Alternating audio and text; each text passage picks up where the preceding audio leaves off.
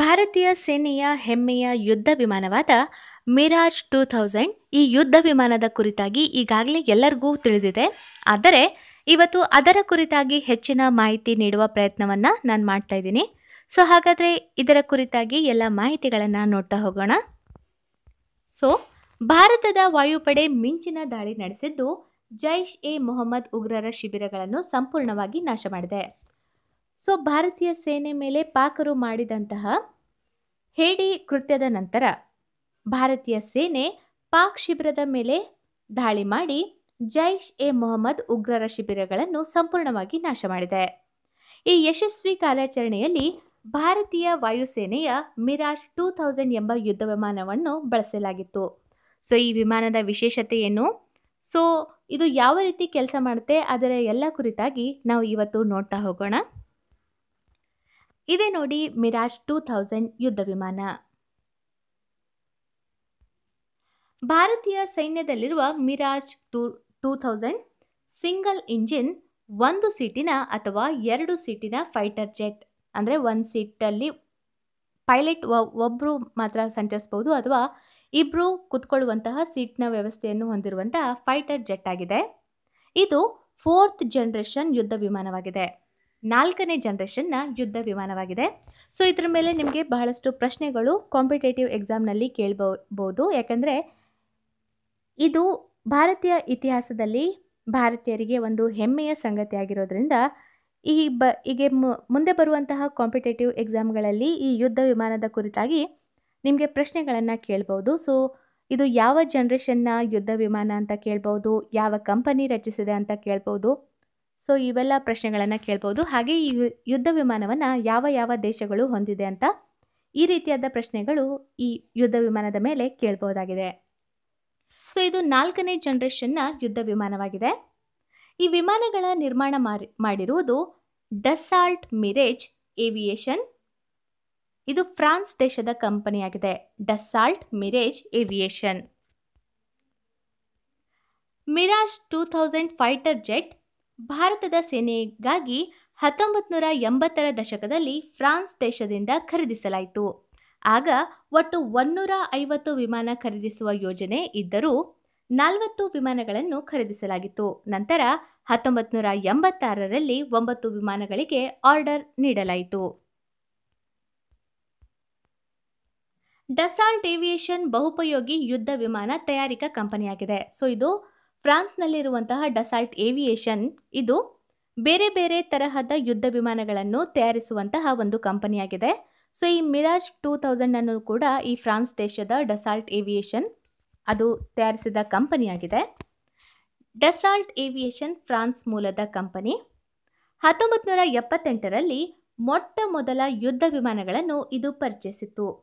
ಈ ಫ್ರಾನ್ಸ್ನ Dassault Aviation company 1978ರಲ್ಲಿ ಮೊಟ್ಟ ಮೊದಲ ಯುದ್ಧ ವಿಮಾನಗಳನ್ನು ಈ ಕಂಪನಿ ಪರಿಚಯಿಸಿತ್ತು. 1984ರಲ್ಲಿ ಫ್ರಾನ್ಸ್ ವಾಯುಪಡೆ, UAE ವಾಯುಪಡೆ, ಚೀನಾ ವಾಯುಪಡೆ ಹಾಗೂ ಭಾರತದ ವಾಯುಪಡೆಗೆ ಮಿರಾಜ್ ಯುದ್ಧ ವಿಮಾನಗಳನ್ನು ಪೂರೈಸಿತ್ತು. ಇದು ಫಸ್ಟ್ ಯುದ್ಧ ವಿಮಾನವನ್ನು ತಯಾರಿಸಿದ್ದು 1978ರಲ್ಲಿ. ಹಾಗೆ 1984ರಲ್ಲಿ ಫ್ರಾನ್ಸ್, UAE, ಚೀನಾ ಮತ್ತು ಭಾರತದ ವಾಯುಪಡೆಗೆ ಮಿರಾಜ್ ಯುದ್ಧ ವಿಮಾನಗಳನ್ನು ಈ ಕಂಪನಿಯು ಪೂರೈಸಿತ್ತು. 1982ರಲ್ಲಿ ಭಾರತ ಫ್ರಾನ್ಸ್ ಜತೆ ಮಾತುಕತೆ ನಡೆಸುವ ಮೂಲಕ 8 ಮಿರಾಜ್ 2000 ಯುದ್ಧ ಮಿರಾಜ್ 1982ರಲ್ಲಿ ಭಾರತ ಫ್ರಾನ್ಸ್ ಜತೆ ಮಾತುಕತೆ ನಡೆಸುವ ಮೂಲಕ 8 ಮಿರಾಜ್ 2000 ಯುದ್ಧ ವಿಮಾನಗಳನ್ನು ಖರೀದಿಸಿತು. ಆ ಬಳಿಕ IAF ಮಿರಾಜ್ 2000 ವಜ್ರ ಎಂದು ಹೆಸರಿಟ್ಟಿತು. ಫಸ್ಟ್ 1982ರಲ್ಲಿ ಭಾರತ ಫ್ರಾನ್ಸ್ ಜೊತೆ ಮಾತುಕತೆ ಮಾಡಿಕೊಂಡು 8 ಈ ಯುದ್ಧ ವಿಮಾನಗಳನ್ನು ಖರೀದಿಸಿತ್ತು. ಯಾವುದಂದ್ರೆ ಮಿರಾಜ್ 2000 ಆ ಬಳಿಕ IAF ಮಿರಾಜ್ 2000 ವಜ್ರ ಎಂದು ಇದಕ್ಕೆ ಭಾರತವು ನಾಮಕರಣ ಮಾಡಿತು.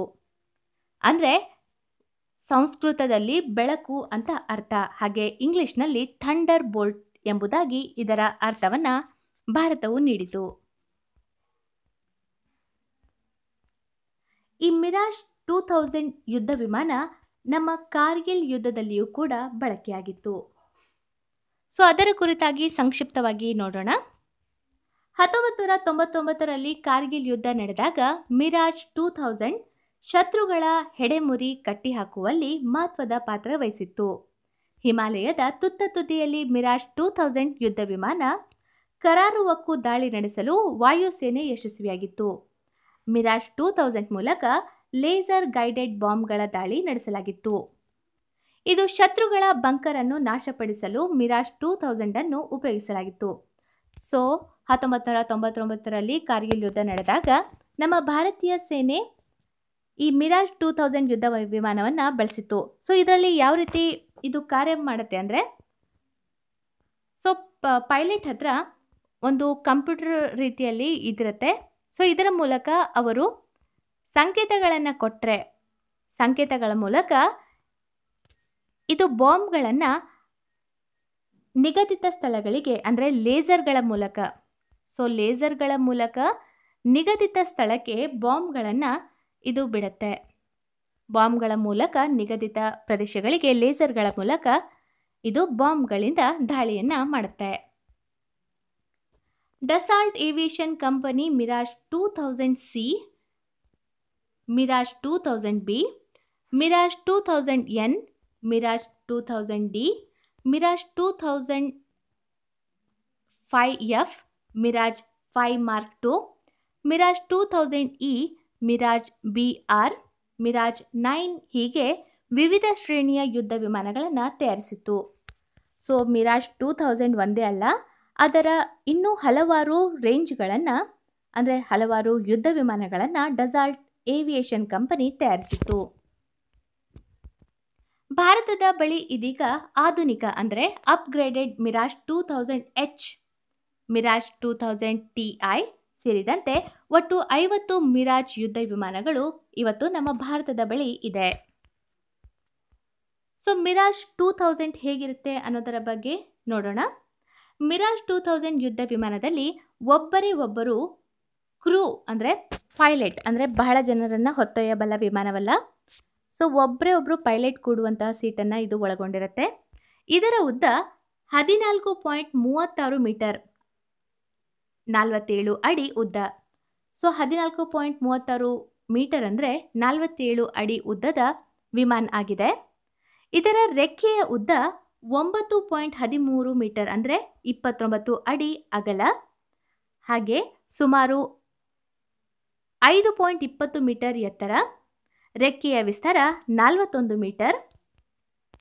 ಹಾಗೆ ಖಾಲಿ ವಿಮಾನ ಅಂದರೆ ಬಾಂಬ್ಗಳನ್ನು ಒಳಗೆ ಅಳವಡಿಸದೇ ಇದ್ದಾಗ ಖಾಲಿ ವಿಮಾನದ ತೂಕ 7500 kg. ಹಾಗೆ ಲೋಡೆಡ್ ವಿಮಾನದ ತೂಕ, ಬಾಂಬ್ಗಳನ್ನು ವಿಮಾನದಲ್ಲಿ ಲೋಡ್ ಮಾಡಿದ ನಂತರ ಲೋಡೆಡ್ ವಿಮಾನಗಳ ತೂಕ 13800 kg ಆಗಿದೆ. ಈ ವಿಮಾನ ಗರಿಷ್ಠ 2336 ಕಿಲೋಮೀಟರ್ ವೇಗದಲ್ಲಿ ಹಾರಾಟ ನಡೆಸುವ ಸಾಮರ್ಥ್ಯವನ್ನು ಹೊಂದಿದೆ. ಹಾಗೆ 1550 ಕಿಲೋಮೀಟರ್ ದೂರದವರೆಗೆ ಬಾಂಬ್ ಹಾಕಬಲ್ಲ ಶಕ್ತಿ ಇದಕ್ಕಿದೆ. ಬರೋಬ್ಬರಿ 56,000 ಅಡಿ ಎತ್ತರದಲ್ಲಿ ಹಾರಾಟ ನಡೆಸುವ ತಾಕತ್ತು ಮಿರಾಜ್ 2000 ಯುದ್ಧ ವಿಮಾನಕ್ಕಿದೆ. ಸೊ ಇದರ ಸ್ಪೆಷಾಲಿಟಿ ಏನೆಂದರೆ 2336 ಕಿಲೋಮೀಟರ್ ವೇಗದಲ್ಲಿ ಹಾರಾಟ ನಡೆಸುತ್ತೆ, 1550 ಕಿಲೋಮೀಟರ್ ದೂರದವರೆಗೆ ಬಾಂಬ್ ಹಾಕಬಲ್ಲ ಶಕ್ತಿಯನ್ನು ಹೊಂದಿದೆ, 56,000 ಅಡಿ ಎತ್ತರದಲ್ಲಿ ಹಾರಾಟ ನಡೆಸುವ ಸಾಮರ್ಥ್ಯ ಈ ಯುದ್ಧ ವಿಮಾನಕ್ಕೆ ಇದೆ. ಮಿರಾಜ್ 2000 ವಿಮಾನದಲ್ಲಿ ಗನ್, 58 ಮಿಲಿಮೀಟರ್ನ ರಾಕೆಟ್ಗಳು, ವಾಯುನೆಲೆಯಿಂದ ವಾಯುನೆಲೆಗೆ ಸಿಡಿಸಬಲ್ಲ ಮಿಸೈಲ್, ಆಕಾಶದಿಂದ ಭೂಮಿಗೆ ಸಿಡಿಸಬಲ್ಲ ಮಿಸೈಲ್ಗಳನ್ನು ಹೊತ್ತೊಯ್ಯಬಲ್ಲ ಸಾಮರ್ಥ್ಯವಿದೆ. ಸೊ ಇದರ ಸ್ಪೆಷಾಲಿಟಿನೇ ತುಂಬಾ ಇದೆ. ಸೊ ಇದರಲ್ಲಿ ನಾವು ರಾಕೆಟ್ಗಳನ್ನು ಒಯ್ಯಬಹುದು, ಒಂದು ವಾಯುನೆಲೆಯಿಂದ ಇನ್ನೊಂದು ವಾಯುನೆಲೆಗೆ ಸಿಡಿಸಬಲ್ಲ ಮಿಸೈಲ್ಗಳನ್ನು ಒಯ್ಯಬಹುದು, ಹಾಗೆ ಆಕಾಶದಿಂದ ಭೂಮಿಗೆ ಸಿಡಿಸಬಲ್ಲ ಮಿಸೈಲ್ಗಳನ್ನು ಹೊತ್ತೊಯ್ಯಬಲ್ಲ ಸಾಮರ್ಥ್ಯವನ್ನು ಈ ಮಿರಾಜ್ 2000 ವಿಮಾನ ಹೊಂದಿದೆ. ಸೊ ಹಾಗಾದರೆ ಈ ಮಿರಾಜ್ 2000 ಯುದ್ಧ ವಿಮಾನ ಯಾವ ಯಾವ ದೇಶಗಳ ಹತ್ತಿರ ಇದೆ ಅನ್ನೋದರ ಕುರಿತಾಗಿ ಮಾಹಿತಿ ನೋಡೋಣ. ಅಮೆರಿಕದ ಬಳಿ ಒಟ್ಟು 315 ಮಿರಾಜ್ ಯುದ್ಧ ವಿಮಾನ ಇದೆ. ಸೊ ಅದು ಯಾವುದ್ಯಾವುದು ಅಂದರೆ Mirage 2000C 124, 20,005 F-37, 2000D 86, 2000 N-75, 2000 B-30. So ಈ ಎಲ್ಲ ಯುದ್ಧ ವಿಮಾನಗಳು ಅಮೆರಿಕದ ಬಳಿ ಇದೆ. ಸೊ ಹಾಗೆ UAE ಬಳಿ ಒಟ್ಟು 67 ಯುದ್ಧ ವಿಮಾನಗಳು ಇದೆ. ಅದು ಯಾವುದ್ಯಾವುದು ಅಂದರೆ 2000 AD-22, 2000 9-19, 2000 9D-12, 2000 RAD-8, 2000 DAD-6. So ಈ ಯುದ್ಧ ವಿಮಾನಗಳನ್ನು UAE ಪಡೆದುಕೊಂಡಿದೆ. ಹಾಗೆ ಚೀನಾದ ಬಳಿ ಒಟ್ಟು 60 ಯುದ್ಧ ವಿಮಾನಗಳಿದೆ. ಅವು ಯಾವುದು ಅಂದರೆ 2005 EI-48, 20,005 DI-12. ಹಾಗೆ ಗ್ರೀಸ್ ಬಳಿ 44 ಯುದ್ಧ ವಿಮಾನಗಳಿದ್ದು ಅವುಗಳೆಂದರೆ 2000 EG-17, 2005 MK-225, 2000 BG-2. ಈ ಯುದ್ಧ ವಿಮಾನಗಳನ್ನು ಗ್ರೀಸ್ ಹೊಂದಿದೆ. ಹಾಗೆ ಈಜಿಪ್ಟ್ ಬಳಿ 20 ಯುದ್ಧ ವಿಮಾನಗಳಿದ್ದು ಅವುಗಳೆಂದರೆ 2000 EM-16, 2000 BM-4. ಹಾಗೆ ಬ್ರೆಜಿಲ್ನ ಬಳಿ ಒಟ್ಟು 12 ಯುದ್ಧ ವಿಮಾನಗಳಿದ್ದು ಅವುಗಳೆಂದರೆ 2000 C-10, 2000 B-2. ಈಜಿಪ್ಟ್ ಬಳಿ ಒಟ್ಟು 20 ಯುದ್ಧ ವಿಮಾನಗಳಿದೆ. ಅವುಗಳೆಂದರೆ 2000 EM-16, 2000 BM-4. ಹಾಗೆ ಬ್ರೆಜಿಲ್ ಬಳಿ ಒಟ್ಟು 12 ಯುದ್ಧ ವಿಮಾನಗಳಿದೆ. ಅವುಗಳೆಂದರೆ 2000 C-10, 2000 B-2. ಹಾಗೆ ಕತಾರ್ ಬಳಿ ಒಟ್ಟು 12 ಯುದ್ಧ ವಿಮಾನಗಳಿದ್ದು ಅವುಗಳೆಂದರೆ 20,005 EDA-9, 20,005 DDA-3. ಹಾಗೆ ಪೆರು ಬಳಿ ಕೂಡ 12 ಯುದ್ಧ ವಿಮಾನಗಳಿದ್ದು ಅವುಗಳೆಂದರೆ 2000 P-10, 2000 DP-2. ಸೊ ಇದಿಷ್ಟು ದೇಶಗಳು ಬೇರೆ ಬೇರೆ ತರಹದ ಮಿರಾಜ್ನ ಯುದ್ಧ ವಿಮಾನಗಳನ್ನು ಈ ದೇಶಗಳು ಹೊಂದಿದೆ. ಬೆಂಗಳೂರಿನ HALನಲ್ಲಿ ಸುಧಾರಿತ ಆವೃತ್ತಿ ರಚನೆ ಕಾರ್ಗಿಲ್ ಕಾರ್ಯಾಚರಣೆ ವೇಳೆ ಪ್ರಮುಖ ನೆಲೆ ಮರುವಶಕ್ಕೆ ಕೊಟ್ಟಿತ್ತು. ನೆರವು ರಫೇಲ್ ಸಿದ್ಧಪಡಿಸುವ ಡಸಾಲ್ಟ್ ಏವಿಯೇಷನ್ನಿಂದ ನಿರ್ಮಾಣ. ಸೊ ಈ ಭಾರತೀಯ ವಾಯುಪಡೆ ಮಂಗಳವಾರ ಬಾಲ್ಕೋಟ್, ಮುಜಾಫರ್ಬಾದ್, ಚಕೋಟಿಯಲ್ಲಿರುವ ಉಗ್ರ ನೆಲೆಗಳ ಮೇಲೆ ಭಾರೀ ಪ್ರಹಾರ ನಡೆಸಲು ಬಳಸಿದ್ದು ಮಿರಾಜ್ 2000 ಯುದ್ಧ ವಿಮಾನವನ್ನು. IAFನಲ್ಲಿ ಇದನ್ನು ವಜ್ರ ಎಂದು ಹೆಮ್ಮೆಯಿಂದ ಕರೆಯಲಾಗುತ್ತೆ. IAFನಲ್ಲಿ ಮಿರಾಜ್ 2000 ಯುದ್ಧ ವಿಮಾನವನ್ನು ವಜ್ರ ಅಂತ ಕರೆಯಲಾಗುತ್ತೆ. ಕಾರ್ಗಿಲ್ನಲ್ಲಿ ಪಾಕಿಸ್ತಾನ ನಡೆಸಿದ್ದ ದುಸ್ಸಾಹಸವನ್ನು ಮಟ್ಟ ಹಾಕಲು ಇದೇ ವಿಮಾನವನ್ನು ನಮ್ಮ ಭಾರತ ದೇಶವು ಬಳಸಿತ್ತು. ಆ ಸಂದರ್ಭದಲ್ಲಿ ಅದು ಅಸಾಧಾರಣ ಸಾಮರ್ಥ್ಯ ತೋರಿತ್ತು. ಸೊ ಅಂದಹಾಗೆ ಈ ಅದ್ಭುತ ವಿಮಾನವನ್ನು ಸಿದ್ಧಪಡಿಸಿದ್ದು ಈಗಾಗಲೇ ನಾನು ಹೇಳಿರುವ ಹಾಗೆ ಫ್ರಾನ್ಸ್ನ ಡಸಾಲ್ಟ್ ಏವಿಯೇಷನ್. ಅದೇ ಕಂಪನಿ ಉತ್ಪಾದಿಸುವ ಅತ್ಯಾಧುನಿಕ ರಫೇಲ್ ಯುದ್ಧ ವಿಮಾನ ಖರೀದಿಯೇ ಈಗ ಕೇಂದ್ರ ಸರ್ಕಾರ ಮತ್ತು ಪ್ರತಿಪಕ್ಷಗಳ ನಡುವೆ ವಿವಾದಕ್ಕೆ ಕಾರಣವಾಗಿದೆ. ಈ ಬಹುಪಯೋಗಿ ಯುದ್ಧ ವಿಮಾನ ಒಂದೇ ಎಂಜಿನನ್ನು ಹೊಂದಿದೆ. ಸೊ ಈ ಎಲ್ಲ ಮಾಹಿತಿಗಳನ್ನು ನಾನು ಇವಾಗಷ್ಟೇ ಹೇಳಿದ್ದೀನಿ. ಸೊ ಹಾಗೆ ಡಸಾಲ್ಟ್ ಏವಿಯೇಷನ್ನಿಂದ ಪರವಾನಗಿ ಪಡೆದುಕೊಂಡು ಬೆಂಗಳೂರಿನಲ್ಲಿರುವ ಹಿಂದೂಸ್ತಾನ್ ಏರೋನಾಟಿಕ್ಸ್ ಲಿಮಿಟೆಡ್ ಅಂದರೆ HAL ಮಿರಾಜ್ 2000 ವಿಮಾನದ ಹೊಸ ಆವೃತ್ತಿಯ ನಿರ್ಮಾಣ ಕೈಗೊಂಡಿತ್ತು. ಇದು ಮೂಲ ಆವೃತ್ತಿಯ ವಿಮಾನಕ್ಕಿಂತ ಹೆಚ್ಚು ತಾಂತ್ರಿಕ ಅಂಶಗಳನ್ನು ಒಳಗೊಂಡಿದೆ. ಸೊ ನಮ್ಮ HAL ಏನು ಮಾಡಿದೆ ಅಂದರೆ ಡಸಾಲ್ಟ್ ಏವಿಯೇಷನ್ನಿಂದ ಪರ್ಮಿಷನ್ ತೆಗೆದುಕೊಂಡು ಈ ವಿಮಾನದಲ್ಲಿ ಹೆಚ್ಚು ತಾಂತ್ರಿಕ ಅಂಶಗಳನ್ನು ಅಳವಡಿಸಿದೆ. ಸೊ ಸ್ವಲ್ಪ ಅಪ್ಡೇಟ್ ಮಾಡಿದೆ. ಈ ವಿಮಾನ ಲೇಸರ್ನಿಂದ ನಿಯಂತ್ರಿತಗೊಂಡು ವೈರಿ ನೆಲೆಯ ಕರಾರುವಕ್ಕಾಗಿರುವ ಸ್ಥಳಕ್ಕೆ ಬಾಂಬ್ ಹಾಕುವ ತಂತ್ರಜ್ಞಾನದ ಸಾಮರ್ಥ್ಯವನ್ನು ಒಳಗೊಂಡಿದೆ. ಸೊ ಲೇಸರ್ ಮೂಲಕ ವೈರಿ ಇರುವಂತಹ ಸ್ಥಳಗಳ ಮೇಲೆ ಬಾಂಬ್ ಹಾಕುವಂತಹ ಸಾಮರ್ಥ್ಯವನ್ನು ಈ ಮಿರಾಜ್ 2000 ಯುದ್ಧ ವಿಮಾನ ಒಳಗೊಂಡಿದೆ.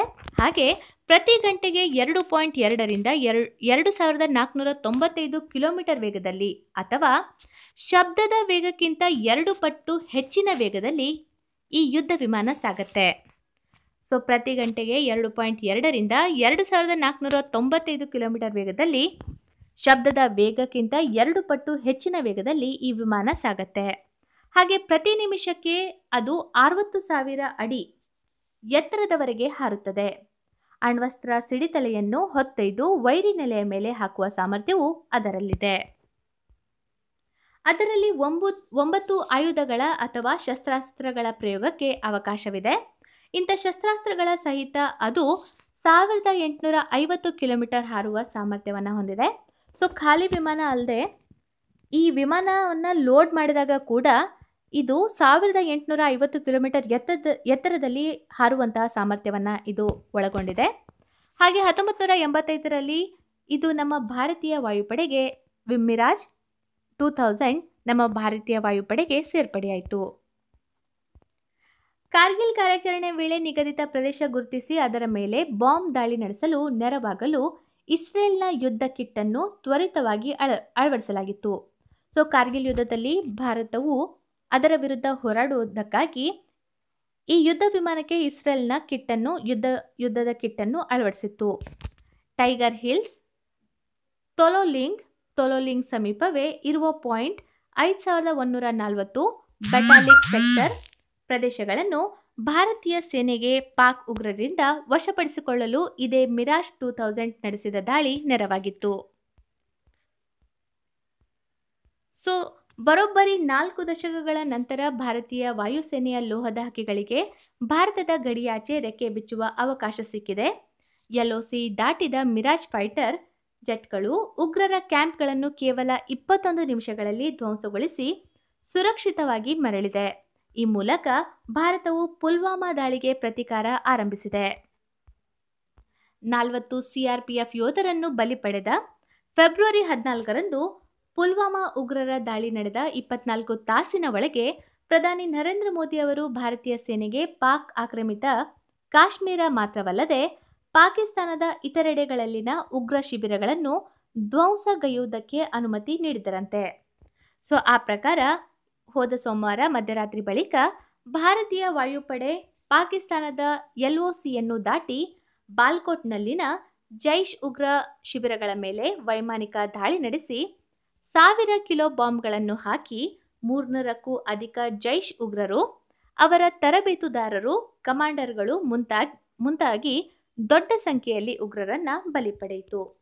ಸೊ ಇದಿಷ್ಟು ಮಿರಾಜ್ 2000 ಯುದ್ಧ ವಿಮಾನದ ಕುರಿತಾಗಿ ಮಾಹಿತಿಯಾಗಿದೆ.